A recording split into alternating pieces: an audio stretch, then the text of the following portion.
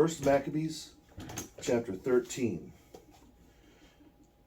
Now Simon learned that Trypho had assembled a huge army to march on the land of Judah and crush it. He saw the people were trembling with fear, so he went to Jerusalem and gathered everyone together.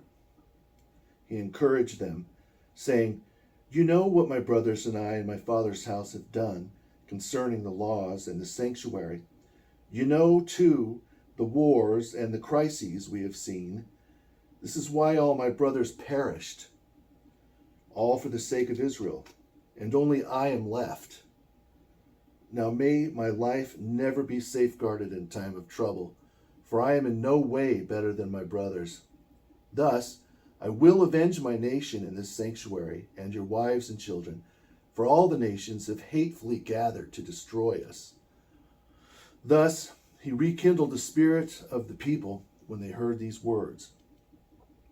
They responded with a loud voice, saying, "You led us in place of Judas and your brother.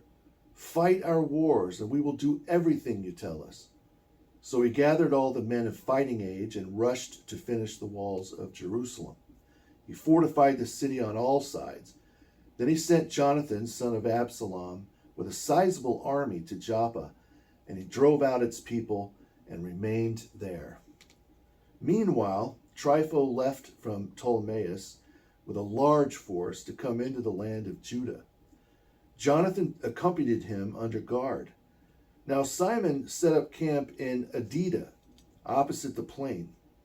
When Trypho heard that Simon had risen up in place of his brother Jonathan and was about to face him in battle, he sent men to him, saying, "We are detaining your brother Jonathan because of the silver he owed the royal treasury, and for which he is responsible. Now send 100 talents of silver and 2 of his sons as hostages, that when he is freed, he will not rise up against us. Then we will free him." Simon sensed they were speaking to him deceitfully, but he sent for the silver and the sons, lest he arouse great hostility among the people. For they might say, "Because Simon did not give him the money and the sons, Jonathan perished." Then he sent the sons and the 100 talents. But Trypho acted with deceit and would not free Jonathan. Later, Trypho arrived to invade Judah, to destroy it, and they circled around the road leading to Adorah. But Simon and his army advanced along opposite him every place he went. Then men from the citadel sent ambassadors to Trypho, urging him to come to them through the desert and send food for them. Trypho then prepared all his cavalry to come, but there was a heavy snowfall that night, and he could not march through the deep snow. Instead, he departed and went into Gilead. But when he came near Basgama, he slew Jonathan and buried him there. Then Trypho turned and went to his own country. Simon sent men and gathered the remains of his brother Jonathan and buried him in Modin, the city of his fathers. All Israel mourned him with great lament for many days. Simon also built up the tomb of his father and brothers with polished stone in front and back, making it high enough to be seen. He then built 7 pyramids, one opposite the other, for his father and his mother and his 4 brothers. Around these pyramids he made engines of war, building massive pillars around them. And upon these pillars he placed suits of armor for a perpetual memorial. And alongside the suits of armor he made carved ships, so they could be seen by everyone sailing the sea. This tomb, which he made in Modin, exists until this day. Now Trypho also dealt wickedly with young Antiochus, the king, and murdered him. Then he became king in his place and wore the crown of Asia, bringing great adversity to the land. Simon thus strengthened the fortresses in Judea, surrounding them with high towers and with thick walls and gates and bolts, storing provisions in the fortresses. Also, Simon selected men and sent them to King Demetrius to bring relief for the country, for all Trypho's actions were violent. Then the king sent him a positive answer and wrote him this letter. King Demetrius, to Simon the high priest, friend of kings, and to the elders and the Jewish nation, greetings. We received the crown of gold and the palm branch you sent. We are ready to declare general peace with you and to order our officials to cancel your taxes. Indeed, all the grants we made to you stay intact, and let the fortresses you built remain in your keeping. We also forgive the mistakes committed up to the present day as well, and remove the crown tax you owe. If any other tax has been exacted in Jerusalem, let it be no longer exacted.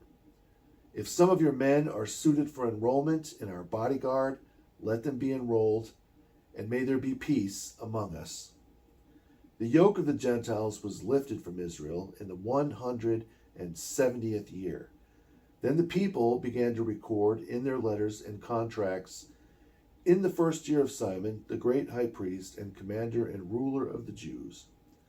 In those days, Simon camped at Gazara, surrounding it with soldiers.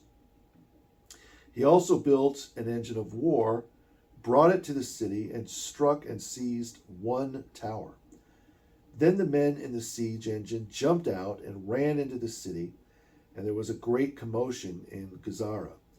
The men in the city also climbed up onto the wall with their wives and children, tearing their clothes and crying with a loud voice, pleading with Simon to make peace with them. They said, "Treat us not according to our evil deeds, but according to your mercy." So Simon made an agreement with them and ceased waging war against them. But he cast them out of the city and purified the houses that contained idols. Thus he entered Gazara with hymns and blessings. He also cast out all uncleanness from it and settled men there who would keep the law. Then he fortified it and built a dwelling there for himself.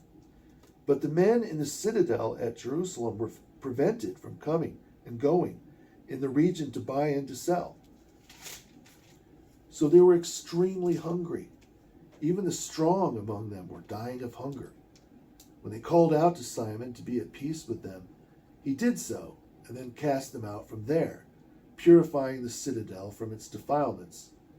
They entered it on the 23rd day of the second month of the 171st year with praise and palm branches, and with lyres, cymbals, and stringed instruments, and with hymns and songs, because a great enemy had been defeated and cast out of Israel.